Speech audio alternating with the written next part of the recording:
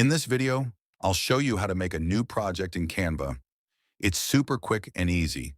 So first, open canva.com and you'll land on your main dashboard.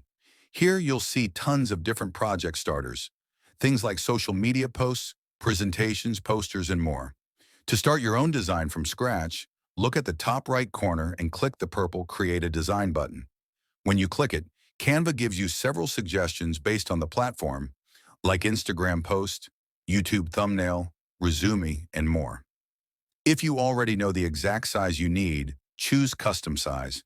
Here you can set the width and height in pixels, inches, millimeters, or centimeters. Whatever fits your project best. You can also search for a specific design type in the search bar. For example, type photo book, and Canva will instantly show ready-made templates you can customize.